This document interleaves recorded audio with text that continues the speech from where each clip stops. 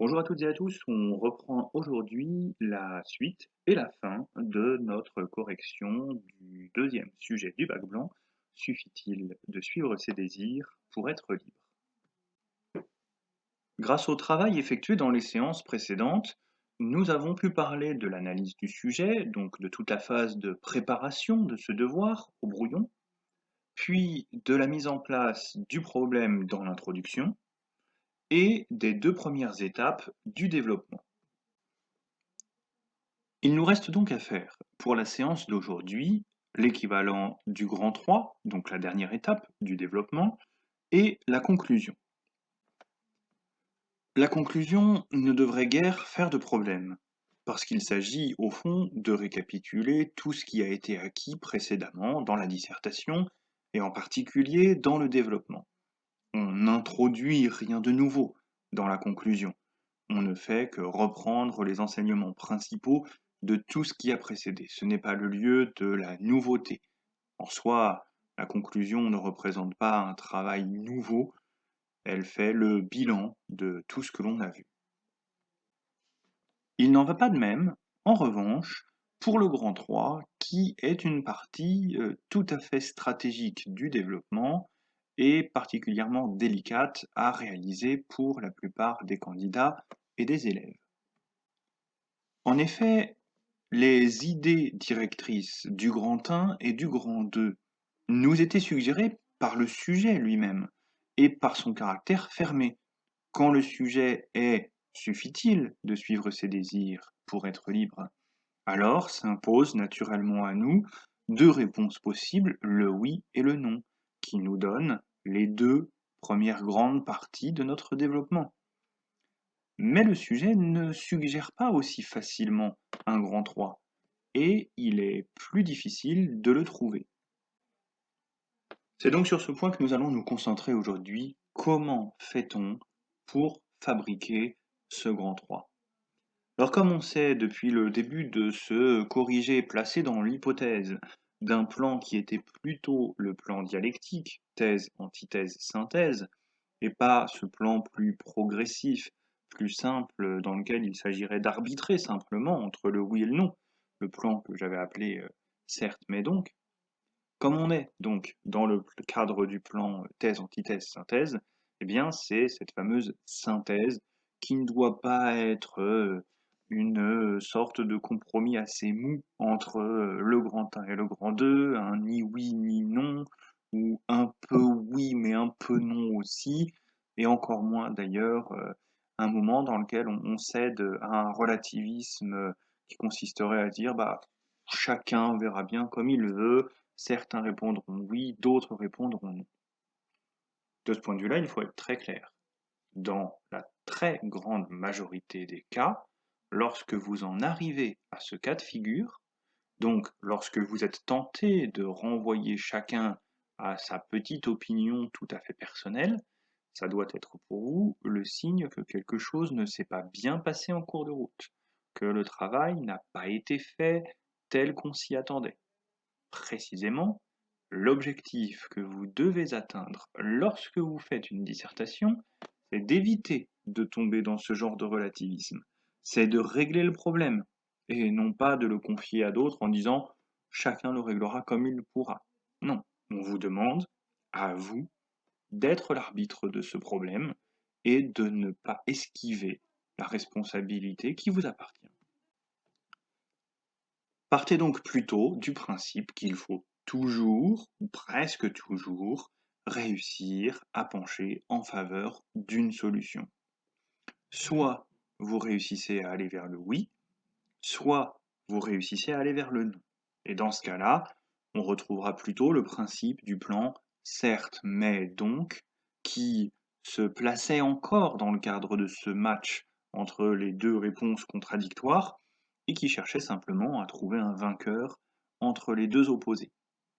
Mais vous pouvez aussi, et c'est ce qu'on va voir aujourd'hui, faire en sorte de sortir de ce cadre un petit peu contraignant, oui, non, en imaginant autre chose. Ça, c'est ce qu'on trouve dans le cadre de la synthèse d'un plan dialectique.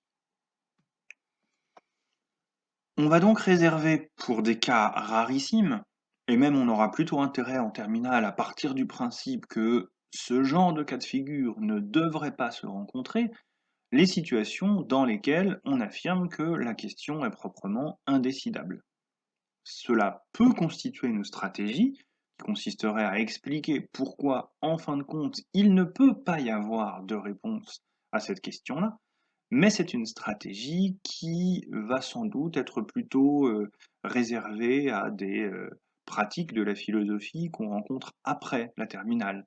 C'est ce que pourraient faire des étudiants en faculté de philosophie ou des élèves de classe préparatoire. En terminale, partez quand même très largement du principe qu'il va falloir donner une réponse. Soit oui, soit non, soit une synthèse qui ne soit pas tout à fait oui, pas tout à fait non. Maintenant que cette mise en garde est faite de mon côté, et je l'espère bien comprise de votre côté, on peut se lancer à l'assaut de cette synthèse et essayer de comprendre comment on va y procéder. Alors dans ce cas-là, moi ce que je vous recommande, c'est de partir plutôt du principe que jusqu'à présent, dans le grand 1 et dans le grand 2, on a compris l'énoncé sous un certain angle, que, on en a eu la lecture la plus immédiate, la plus littérale, on l'a compris finalement au sens où la plupart des gens comprendraient la formule: «Il suffit» ou «Il ne suffit pas» de suivre ses désirs pour être libre. Mais pour pouvoir produire quelque chose d'un petit peu plus fin, d'un petit peu plus intelligent dans le grand 3, eh bien on va devoir rompre avec cette lecture plus commune du sujet. Et il va falloir procéder à une réinterprétation de au moins une partie de l'énoncé.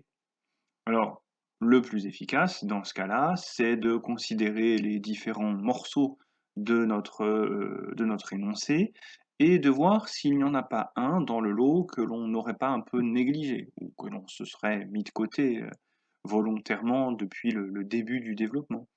Un morceau de l'énoncé qu'on aurait un peu moins travaillé que les autres, qu'on aurait laissé finalement de manière assez implicite, avec, le sens qu'on lui donne habituellement, sans forcément chercher à en produire une définition précise ou, même, une définition un petit peu plus originale.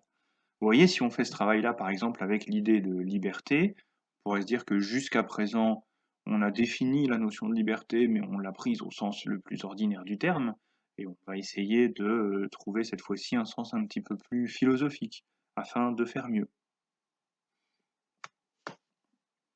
En effet, les concepts majeurs de notre sujet, tels que le désir ou la liberté dans ce cas précis, sont des concepts qu'on a normalement dû prendre le temps de définir, soit dans l'introduction, soit au début du développement.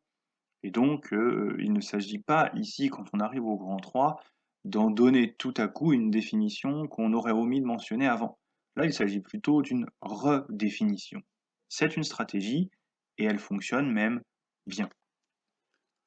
Une autre stratégie à laquelle on penserait peut-être moins facilement et qui est donc moins évidente, mais qui est également très efficace et qui en plus est une sorte de démonstration de coup de force qui va sans doute attirer l'attention de votre correcteur en lui montrant que c'est pas n'importe quoi et que vous avez un certain niveau de maîtrise pour réussir à faire ça. Ça consiste à aller s'emparer d'un terme de l'énoncé qui, paraît plus anodin, qu'on aurait pu, négliger, à côté duquel on aurait pu passer et à, travailler ce terme-là en montrant que finalement, même si ça n'a l'air d'être qu'un petit mot dans le sujet, eh bien on peut en faire la clé de la résolution du problème, en s'efforçant de le définir. Alors je vous donne quelques exemples avant qu'on en vienne à ce cas de notre sujet. Suffit-il de suivre ses désirs pour être libre? Imaginez par exemple que vous soyez tombé sur un sujet du type: «Le doute est-il un échec de la raison?» Évidemment, dans un tel sujet, vous allez avoir l'esprit attiré par le fait qu'il y a un des mots de notre programme, la raison, qui apparaît dans le cadre de la rubrique La raison et le réel, ensuite, votre attention sera attirée par la présence du concept de doute, parce que vraisemblablement, au cours de l'année, vous aurez entendu parler des sceptiques, de Descartes, et donc vous savez que le doute, est dans l'histoire de la philosophie quelque chose qui est assez important. Donc tout porte à croire que vous allez focaliser votre attention dans, le grand 1, le grand 2 sur ces 2 concepts-là, le doute, la raison et la relation qui les unit. Et vous allez, bien voir évidemment dans l'analyse de votre sujet que le mot échec, il n'est pas totalement négligeable, que c'est lui qu'on utilise pour essayer de dire quelle est la nature exacte de la relation entre, le doute et la raison. Mais il est probable que la plupart des candidats n'auront pas particulièrement travaillé, affiné, défini ce terme d'échec. Donc n'hésitez pas, pour sortir un peu des sentiers battus et éviter d'être la énième copie qui, pourrait en faire des tartines sur, la raison ou sur le doute, sur, Descartes et les sceptiques. N'hésitez pas à vous emparer de ce genre de petits mots plus secondaires, presque inaperçus dans le sujet et à vous demander si on ne peut pas finalement le traiter un peu comme un concept à part entière de l'histoire de la philosophie. Alors avec un terme comme échec, c'est assez simple à faire. En plus, il occupe une position vraiment centrale dans le sujet. Parfois, on se rend compte que la solution peut venir de petits mots qui étaient plus discrets encore que celui-ci. Et comme dit le proverbe, abondance de biens ne nuit pas, donc je vous propose, dans mon grand 3, de faire en sorte d'utiliser chacune de ces recommandations. C'est-à-dire, une première stratégie qui, portera sur l'examen d'un terme plus secondaire de notre énoncé afin de lui donner toute la place qu'il mérite. En l'occurrence, il s'agira du suffit-il de suivre ses désirs pour être libre? Puis un grand B et un grand C qui porteront pour leur part chacun sur l'un des 2 concepts majeurs de ce sujet, le désir, la liberté, afin d'en proposer une redéfinition qui nous permettra d'aboutir à une réinterprétation globale de notre énoncé et cela nous permettra de sortir une solution qui ne sera plus un, bête et méchant, «oui, il suffit de» ou «non, il ne suffit pas de». Et puis, on peut avoir un dernier problème à résoudre, qui est que dans notre grand 1 et dans notre grand 2, on pouvait réserver le grand C de chacune de ces parties à un moment de critique qui allait nous permettre de nous débarrasser de, la première puis de la deuxième idée. Or, sur le grand 3, on ne peut pas faire la même chose, puisque tout simplement, c'est la solution qu'on va consacrer. Donc on ne doit absolument pas la critiquer et s'en débarrasser à la fin, sinon on se retrouvera sans solution. Nous voilà donc avec, un grand C en moins et le risque, de limiter notre troisième partie avec seulement 2 sous-parties, 2 arguments en faveur de la solution qu'on aura bricolée à ce moment-là. Et c'est tout de même un peu dommage parce que, il s'agit quand même de notre réponse, de notre dernier mot, de celle qui nous paraît la plus convaincante. On pourrait s'étonner que, alors même que c'est ça qui, recueille notre adhésion, on ait moins à en dire que, ce que l'on avait fait pour, le grand 1 et le grand 2. Alors pour compenser cette sorte de déséquilibre, ce risque d'en dire moins sur sa solution que, sur les thèses qu'on a critiquées, ce que je vous propose, c'est de commencer, si jamais, l'occasion s'en présente, et si ça vous paraît judicieux à ce moment-là, de commencer votre grand 3 par une sorte, d'état des lieux de la réflexion, afin d'enregistrer, ce qui, s'est, déroulé, dans le grand 1 et dans le grand 2, ce qui a été la cause des échecs du grand 1 et du grand 2, pour que, cet état des lieux serve, de tremplin pour notre grand 3. Et ainsi, on aura une première partie, le grand A, qui commencera pas tout de suite à argumenter en faveur de notre solution, mais qui, précisera un petit peu, sur quelle base cette solution va devoir intervenir. Ça permet de tout bien ressaisir et puis s'il y a eu un petit peu de flottement dans, le grand 1 et dans le grand 2, ça remet tout bien d'aplomb pour aborder, la fin de la copie qui doit en être le couronnement. Comment donc, exploiter la première astuce? Celle qui, consiste à se porter, vers l'analyse d'un terme un petit peu oublié dans le sujet. Sur notre sujet, ce serait le suffit-il. Eh bien, on peut rappeler quelque chose que on avait déjà dû un peu mettre en lumière dans la phase d'analyse du sujet et de problématisation. On peut rappeler que derrière ce suffit-il se cache la distinction entre une condition nécessaire et une condition suffisante. Une condition nécessaire, c'est une condition sans laquelle un certain phénomène ne peut pas se produire. Par exemple, pour pouvoir conduire une voiture, en France, aujourd'hui, il est nécessaire d'être titulaire d'un permis de conduire. Une condition suffisante, c'est une condition qui, à elle seule, peut suffire à déclencher le phénomène étudié. Ainsi, la pluie peut suffire à me mouiller. Lorsque ce vocabulaire est employé pour un énoncé de dissertation, on a généralement plutôt intérêt à jouer sur l'idée que la condition évoquée est nécessaire, on ne pourrait pas s'en passer, mais pas suffisante. Il en faut d'autres. Ça permet de jouer sur les deux tableaux. D'une part, on peut consacrer des analyses à la nécessité de cette condition et au rôle qu'elle joue dans la production du phénomène étudié, en l'occurrence notre liberté.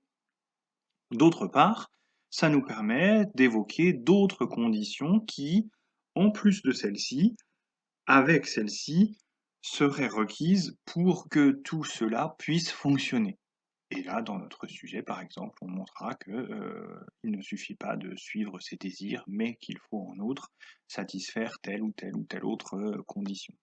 Ça nous permet de bien faire la part des choses entre le oui et le non, et de montrer que si on a eu la tentation de répondre oui, c'est parce qu'on sentait bien qu'il y avait dans notre idée de suivre ses désirs quelque chose qui avait un rapport avec notre liberté. C'est parce que, effectivement, c'est une condition pour être libre. Mais si on était tenté de répondre non, c'est qu'on sentait bien aussi, en parallèle, que tout n'était pas dit avec cette condition et qu'il manquait encore quelque chose, qu'il y avait un certain écart à compenser entre le simple fait de suivre ses désirs et le fait de pouvoir se revendiquer libre. Quant à la deuxième stratégie, elle consiste donc à redéfinir les concepts principaux ou à jouer sur certaines nuances que l'on peut mettre en place. Et c'est pour ça d'ailleurs que je vous ai recommandé dans la partie au brouillon d'analyse, de préparation du sujet, d'établir pour chacun de ces mots-clés une sorte de fiche d'identité qui permettrait d'indiquer tous les termes suffisamment proches pour que l'on puisse jouer sur ces différentes nuances. Par exemple, à propos du mot désir, je sais que vous mobilisez assez facilement la classification épicurienne entre les désirs vains et les désirs naturels, et c'est quelque chose qui était tout à fait pertinent. C'est d'ailleurs pour ça que je l'ai intégré dans mon propre corrigé pour vous montrer qu'on pouvait lui laisser une place. C'est ce genre de choses-là qu'il faut pouvoir faire.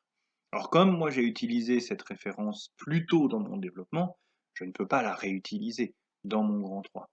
En revanche, je peux jouer dans ce grand 3 sur la distinction qui est assez classique dans l'histoire de la philosophie entre désirer et vouloir. C'est vrai que dans la plupart des cas, nous tenons ces deux termes pour tout à fait synonymes. Je désire ou je veux, nous ne voyons pas trop quelle distinction nous pourrions avoir à faire entre ces deux termes. Pourtant, il en existe bien une. On considère généralement que le désir, c'est l'expression d'une tendance qui ne s'embarrasse pas de la réalisation, de la possibilité même de la réaliser. Je désire quelque chose et je ne me pose pas la question de savoir si c'est faisable ou pas, si c'est bon ou non. Je constate simplement en moi que j'ai envie de cette chose.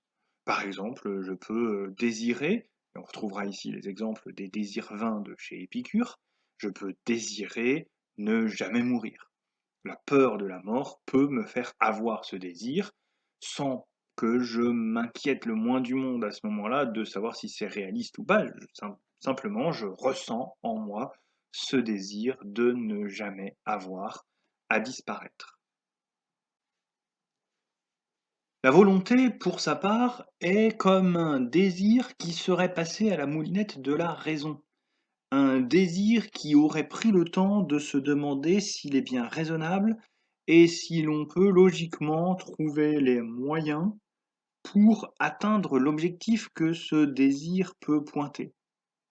Ainsi, je vais par exemple désirer permettre à quelqu'un que j'apprécie de guérir de sa maladie, et je vais transformer ce désir en volonté si je m'assure que je peux trouver des moyens tout à fait rationnels, efficaces, cohérents de déclencher cette guérison. Et je passerai alors du registre du désir à celui de la volonté. Cette distinction entre le désir et la volonté va nous permettre de tenir compte d'un certain nombre de difficultés rencontrées plus tôt. En particulier, on va pouvoir ainsi faire un sort à ces fameux désirs dont nous avons parlé dans le grand 2 et dont nous avons dit qu'ils pouvaient nous rendre esclaves de leur réalisation, qu'ils pouvaient prendre le commandement et nous déposséder de notre liberté. Si jamais nous faisons entrer en ligne de compte notre raison, pour nous assurer que les désirs que nous avons précisément ne sont pas de l'ordre du désir qui pourrait nous maintenir en esclavage. Alors, on peut espérer que, confrontés à des volontés, qui ne soient plus de simples désirs, nous sommes capables de ne plus en être les esclaves, et nous pouvons, grâce à eux, et non pas malgré eux, nous rendre libres.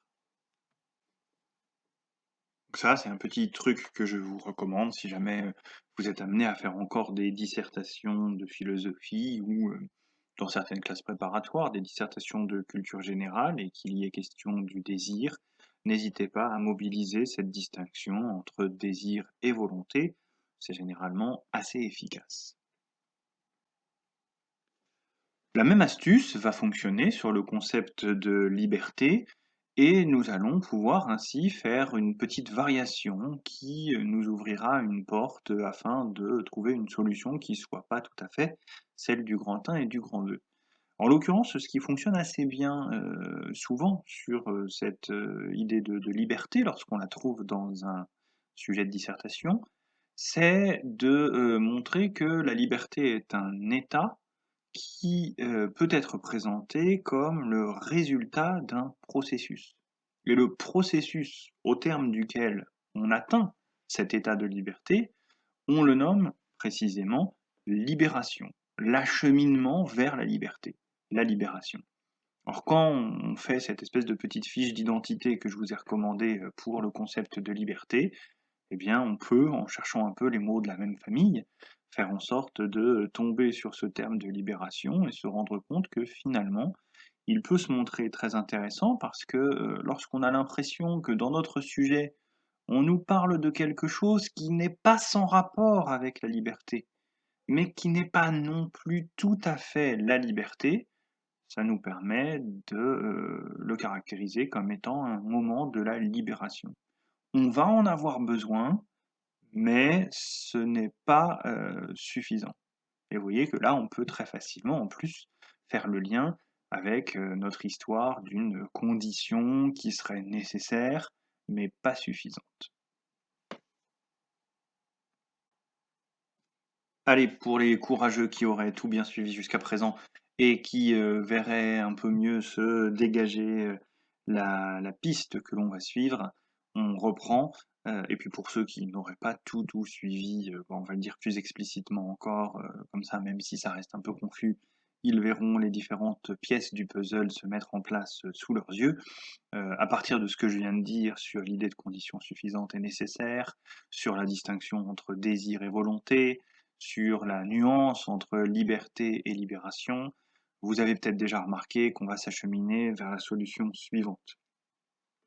Suivre ses désirs, c'est une condition nécessaire, mais éphémère, dans le processus de libération. Ça va nous permettre de commencer à nous libérer, mais ça ne suffira pas. Condition éphémère toutefois, parce que ça n'est qu'une étape et parce qu'on ne peut pas en rester à cela. Si jamais on s'entête à simplement suivre ses désirs, alors on rebascule dans la situation qu'on a connue dans le grand 2, à savoir, on en devient l'esclave. Donc à un moment, il faut faire plus, il faut faire autre chose, il faut faire autrement pour réussir à conquérir sa liberté. Non pas simplement, suivre ses désirs, mais, convertir ses désirs en volonté. Ou, au minimum, faire la part des choses entre ce qui est simplement de l'ordre du désir et ce qui est de l'ordre de la volonté. Donc si je récapitule, suivre ses désirs est une condition nécessaire de la libération, mais suivre ses volontés, se fier à ses volontés, telle est la condition indispensable, voire suffisante, ça va être à affiner, de notre liberté. Libération, liberté, le processus aboutit au résultat, tout est en ordre. Enfin, cette histoire, ça suppose quand même que je vous en dise un petit peu plus sur l'idée que suivre ses désirs, ce serait une condition de notre libération, parce que ce sera pas forcément évident du premier coup pour tout le monde. Il me semble qu'on pourrait assez facilement et de manière intéressante défendre l'idée selon laquelle, lorsque nous suivons nos désirs plutôt que les désirs de quelqu'un d'autre, nous nous affranchissons de la tutelle de cette personne. Parce que c'est toujours comme ça que ça commence finalement. On est toujours d'abord sous la tutelle de quelqu'un d'autre, que ce soit les parents, du fait de l'autorité qu'ils exercent sur soi, que ce soit l'influence d'un certain nombre de personnes autour de nous. On est d'abord sous la coupe de quelqu'un et il faut réussir à s'extraire de cette dépendance-là. S'extraire de cette dépendance, ça suppose qu'à un moment, on rompt avec les desiderata de la personne concernée et on parvient à imposer, même si c'est de façon un peu infantile, même si c'est de façon un peu obtuse et peut-être pas très intelligente au départ, mais imposer quand même d'abord ses désirs. On courra le risque, évidemment, en faisant ça, de devenir l'esclave de ses propres désirs. Mais on peut tout à fait le concevoir et le présenter de manière intelligente dans la dissertation comme étant une étape importante, en disant voilà, il faut quand même à un moment que tout à coup, on réussisse à faire passer ses désirs à soi avant ceux des autres. C'est un tout premier pas vers la liberté. C'est en ça qu'on peut faire le lien avec le concept de libération. Et à présent qu'on a toutes les cartes en main, que tout est prêt, mais encore un peu dans le désordre, et ben voilà, on range un petit peu toutes ces idées-là, on les organise pour qu'elles se suivent logiquement, que l'une nous conduise à l'autre, avec toutes les connexions qui sont nécessaires, et ça donne le grand 3 que vous allez trouver dans la vidéo suivante, que j'ai isolé cette fois-ci, que je ne mêle pas aux commentaires.